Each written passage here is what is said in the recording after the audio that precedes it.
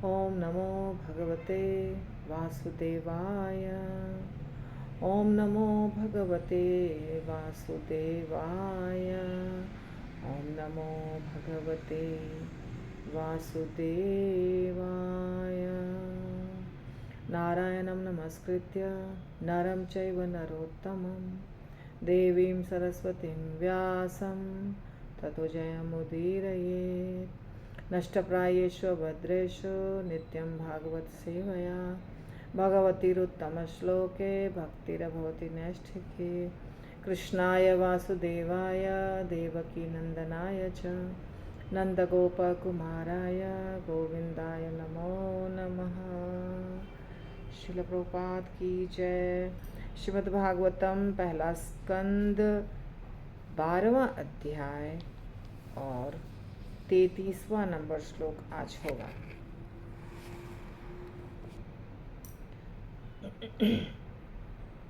तद अभिप्रेतम आलक्ष्य भ्रातरो अच्युत चोदिता धनम प्रहीणम आजृह उदीच्याम दिशि भूरिशः। तत् उसका अभिप्रेतम मन की इच्छा अभिप्राय आलक्ष्य देखकर भ्रातरः अपने भाई अच्युत भगवान कृष्ण चोदिताः प्रेरणा पाकर धनम धन प्रहीणम एकत्र करके आजह्रुह ले आया उदीच्याम उत्तरी दिशा भूरिशः प्रचुर। राजा की हार्दिक इच्छाओं को जानकर उसके भाइयों ने अच्युत भगवान श्री कृष्ण की प्रेरणानुसार उत्तर दिशा से राजा मरुत द्वारा छोड़ा गया प्रचुर धन एकत्रित किया। तो युधिष्ठिर महाराज जो हैं, ये प्रभुपाद के द्वारा है, श्रील प्रभुपाद की जय। युधिष्ठिर महाराज को यज्ञ करना था पर धन नहीं था, क्योंकि लड़ाई हुई है और पहले से भी इनके पास कुछ राज्य था नहीं। दुर्योधन राजा था, मतलब दुर्योधन राजा का पुत्र था। धृतराष्ट्र राजा की तरह शासन कर रहे थे। हालांकि पांडव जो पांडु थे वो राजा थे, परंतु जो कहानी है महाभारत की आपको पता है कि गद्दी पर बैठे थे धृतराष्ट्र। तो धन तो था नहीं, लड़ाई हुई और जो भी था वो भी सब खत्म हो गया। दोनों पक्ष के एकदम मारकाट हो गया, कहीं कुछ धन नहीं रहा। और अश्वमेध यज्ञ करना है तो बहुत धन की आवश्यकता होती है। सब कुछ सोना का रहता है, बर्तन सोना, सब कुछ सोना का बना रहता है। लेकिन राजा मरुत ने किया था, कुछ यज्ञ किया था या कुछ किया था, जो हम अभी देखते हैं क्या लिखा है प्रभुपाद ने। राजा मरुत का भी हमने अलग जगह पे पढ़ा है और यहाँ पे प्रभुपाद लिख रहे हैं महाराज मरुत के बारे में तात्पर्य में। तो उसको ही उठा के बाकी 4 भाई गए, उसको उठा के ले आए और उससे ही इनका यज्ञ हुआ, अश्वमेध यज्ञ। महाराज मरुत के बारे में है, ये विश्व के एक महान सम्राट थे। इन्होंने महाराज युधिष्ठिर से बहुत पहले संसार पर राज्य किया था। पहले के राजा हैं मरुत। ये महाराज अविक्षित के पुत्र थे और सूर्य देव के यमराज नामक पुत्र के महान भक्त थे। सूर्य देव के यमराज नामक पुत्र के, यानी सूर्य देव का पुत्र यमराज और यमराज के भक्त हुए। इनका भाई संवर्त देवताओं के विद्वान पुरोहित बृहस्पति का प्रतिद्वंदी पुरोहित था। इनका भाई, किसका भाई? महाराज मरुत का भाई। नाम था संवर्त। संवर्त जो थे वो क्या थे? बृहस्पति के समान, बृहस्पति देवताओं के ऋषि हैं, कुल पुरोहित हैं। बृहस्पति एक आचार्य हैं, तो शुक्राचार्य हैं असुरों के पंडित जी, आचार्य जो सब कुछ करवाते हैं असुरों के लिए, और बृहस्पति हैं देवताओं के लिए। तो उसने शिव यज्ञ का संचालन किया, जिससे श्री भगवान इतने प्रसन्न हुए कि उन्होंने उसे स्वर्ण के पर्वत श्रृंग का अधिकारी बना दिया। इसीलिए इनके पास बहुत सोना था। तो यहाँ बताया जा रहा है कि संवर्त जो थे वो एक पुरोहित थे, मतलब एक बृहस्पति जैसे थे, उसी तरह से गुरु थे। पुरोहित बृहस्पति के टक्कर के गुरु, यानी जो पूजा पाठ कराते हैं वैसे वाले, कर्म कांड कराते हैं वैसे वाले थे। तो जब ये कराए थे तो क्या हुआ था, शिव जी का यज्ञ कराए थे, और शिव जी का यज्ञ करने से भगवान बहुत प्रसन्न हुए, यानी शिव जी ही प्रसन्न हुए होंगे। और उन्होंने क्या किया, एक अब शास्त्रों में ऐसा वर्णन है कि सोने का पर्वत होता है, जैसे सुमेरु पर्वत जो है वो भी सोने का है, बहुत ऊंचा, हमें दिखता नहीं है परंतु शास्त्र में वर्णन है। क्यों नहीं दिखता है ये सब हमें नहीं पता, पर श्रीमद् भागवतम में सुमेरु पर्वत का वर्णन है। तो इसी प्रकार और विस्वर्ण पर्वत यहाँ पे लिखा है हिमालय पर्वत पर, मतलब हिमालय जो पर्वत है उसी में एक पर्वत है, ये एक श्रृंग है, चोटी है। जैसे होता है ना हिमालय में तो एक नहीं है, बहुत सारे ऐसे ऐसे पर्वत हैं। तो एक है सोने का स्वर्ण श्रृंग हिमालय पर्वत में कहीं पर है। और प्रभुपाद लिखते हैं कि आधुनिक साहसिक यात्री इसकी खोज कर सकते हैं, कि जिसको इच्छा है जाके खोजो। हिमालय तो बहुत बड़ा है, कहाँ पे सोने का पर्वत है, अगर पता चल जाए आजकल के ज़माने के लोगों को तो जाके ज़रूर खोजेंगे, हालांकि मिलेगा नहीं, पर प्रभुपाद लिख रहे हैं खोज सकते हैं। तो यह सम्राट बहुत शक्तिशाली थे। प्रतिदिन यज्ञ समाप्त होने के बाद क्या करते थे, इंद्र, चंद्र, बृहस्पति, लोकों के देवता इनके महल में आते थे, संवर्त नाम के राजा के महल में आते थे यज्ञ के बाद।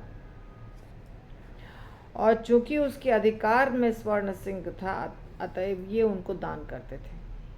सोने का पर्वत था तो उठा के दान करने में कितना जाता है, पर्वत ही है तो जितना इच्छा हुआ उठा के दान कर दिए। तो उसके यज्ञ की वेदी का मंडप पूर्णतया सोने से, तो यज्ञ जो कर रहे थे उसमें सब कुछ सोने का था। जैसे यहाँ पे बता रहे हैं कि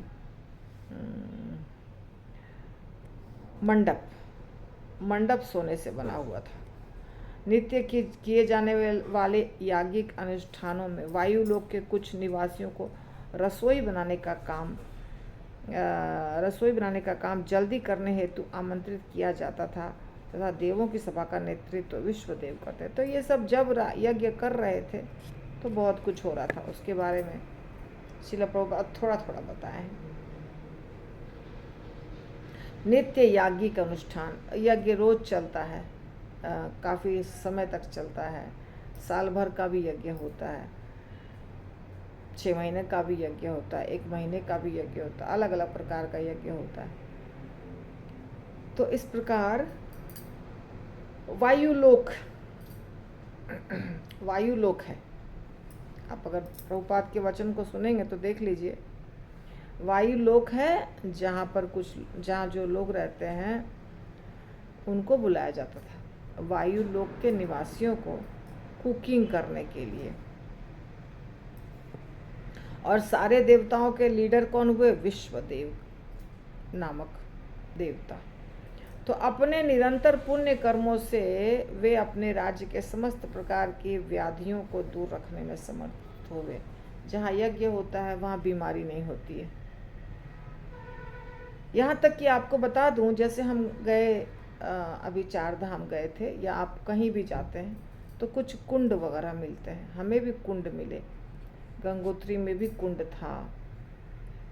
सबसे पहले यमुनोत्री हम गए थे, यमुनोत्री में कुंड था, यमुनोत्री में कुंड था कि हाँ, यमुनोत्री में कुंड था मुझे लगता है, गरम गरम कुंड था।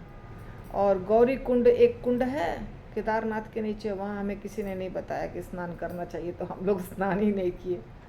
तो कुंड जो होते हैं ना, उसमें स्नान करने से वाइब्रेशंस आता है, बहुत पॉजिटिव वाइब्रेशंस। कभी भी मौका मिले तो अवश्य करिए, बहुत इम्पॉर्टेंट है ये जानना। ऐसा नहीं कि चलो जल छिड़क लें, क्यों जल छिड़क लें अगर हमको मौका मिला है तो। पॉजिटिव, आपके अंदर पॉजिटिव एनर्जी आ जाएगी अगर आप ऐसे कुंडों में स्नान करेंगे जो बहुत पवित्र है।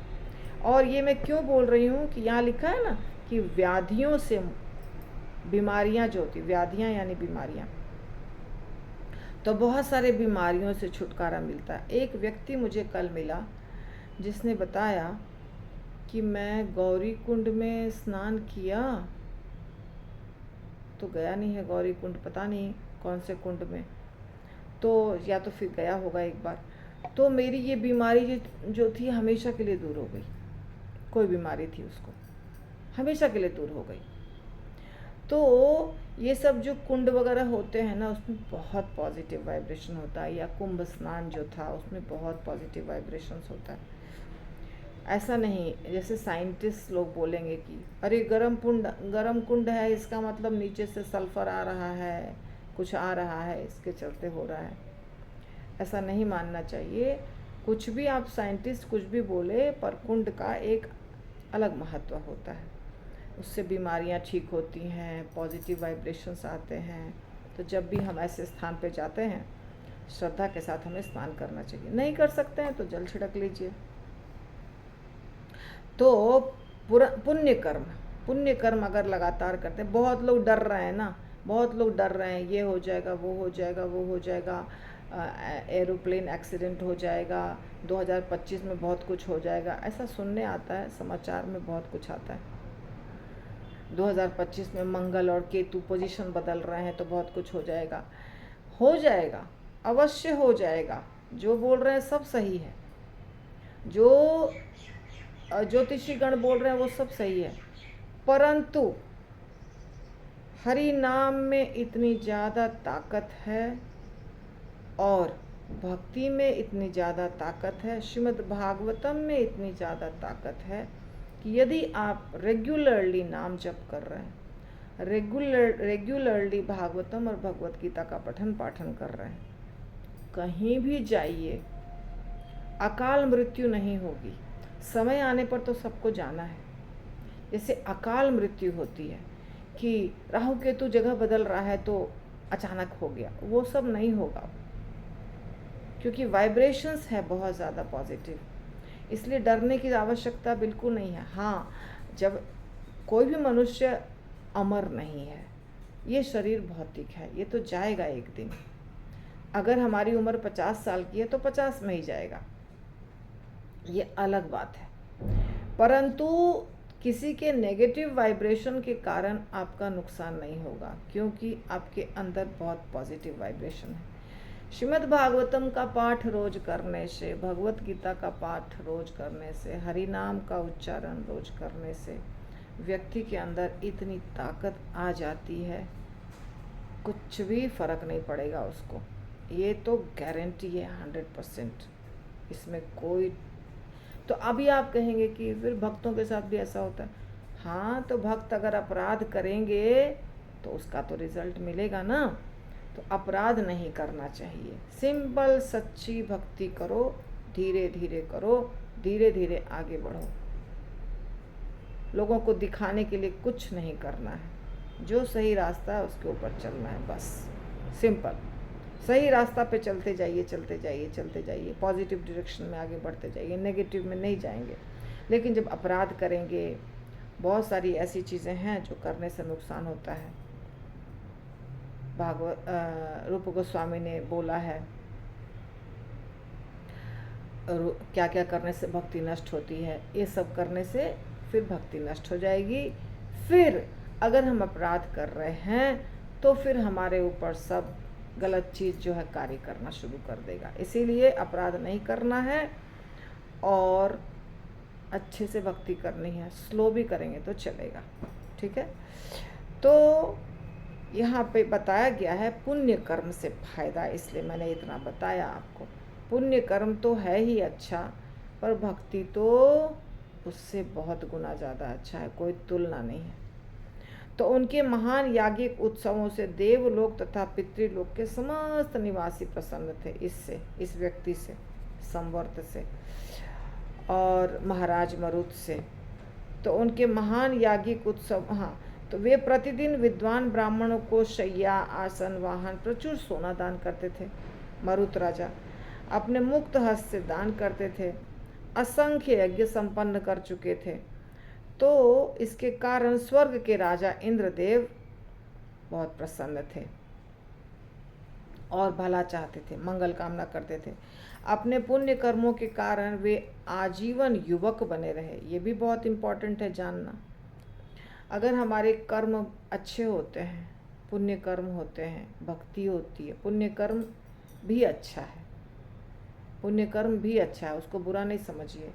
भक्ति समझदार लोग करते हैं, पुण्य कर्म वो करते हैं जिनको ठीक से समझ में अभी नहीं आया है, क्योंकि पुण्य कर्म का परिणाम भोगना पड़ता है, वो हम अपने लिए करते हैं।